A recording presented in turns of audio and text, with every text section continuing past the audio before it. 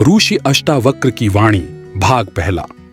राजा जनक ने ऋषिवर अष्टावक्र से प्रश्न किया, गुरुवर, कृपया यह बतलाइए कि वह ज्ञान कैसे प्राप्त होगा जिससे मुक्ति मिले, और यह भी बताए कि वैराग्य की साधना कैसे पूर्ण होगी।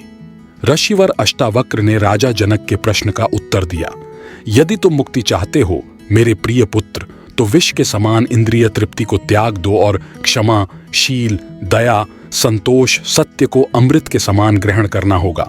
आप न पृथ्वी है, न जल, न अग्नि, न वायु अथवा आकाश ही है।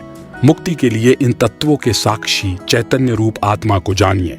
यदि आप शरीर को अलग कर दे और मन को विश्राम दे, तो तत्काल ही सुख, शांति और बंधन मुक्त अवस्था को प्राप्त होंगे। आप न तो ब्राह्मण जाति के हैं, न तपस्वी है, और न ही आंखों से दिखाई देते हैं। आप अनासक्त, निराकार, ब्रह्मांड के साक्षी खुश हो। हे प्रभु, धर्म और अधर्म, सुख और दुख आपके मन में नहीं है। आप न तो करता है और न ही भोगता। आप सदैव मुक्त है। आप समस्त एकमात्र दृष्टा है। आप सदा मुक्त है। आपका बंधन केवल इतना है कि आप दृष्टा किसी और को समझते हैं। अहंकार रूपी महासर्प के प्रभाववश आप मैं करता हूं ऐसा मान रहे हो। मैं करता नहीं हूं, इस विश्वास रूपी अमृत को पीकर सुखी रहो। मैं एक विशुद्ध ज्ञान हूं, इस निश्चय को अग्नि में जला दे और शोक रहित होकर सुखी हो जाए।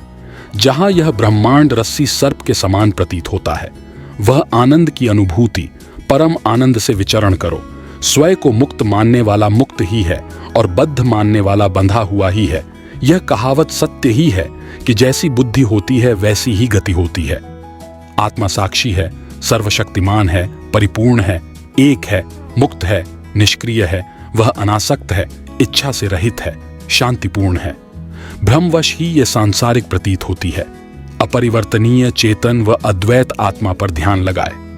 इस पर ध्यान लगाए मैं माया, बाह्य और आंतरिक सत्ता को त्याग कर प्रतिबिंब हूं। हे पुत्र, तुम बहुत समय से देह अभिमान के फंदे से बंधे हुए हो। ज्ञान रूपी तलवार से इस बंधन को काटकर सुखी हो जाए। आप अनासक्त, निष्क्रिय, अपनी ही रोशनी और रंग से रहित हैं। यही बंधन आपको समाधि में रखता है। आप में व्याप्त यह ब्रह्मांड वास्तव में आप में ही बुना हुआ है। तुम शुद्ध और ज्ञान स्वरूप हो। छोटेपन की भावना से ग्रस्त मत हो। आप निरपेक्ष, अपरिवर्तनशील, आश्रित, शीतल भंडार है। गहरी बुद्धि के साथ अविचलित रहो और केवल चेतना में वास करो।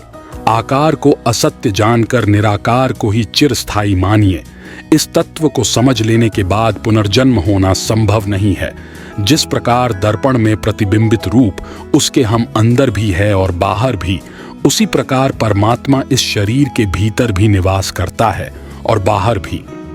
जिस प्रकार एक ही पात्र के भीतर और बाहर खालीपन व्याप्त है, उसी प्रकार ब्रह्म समस्त जगह विद्यमान है।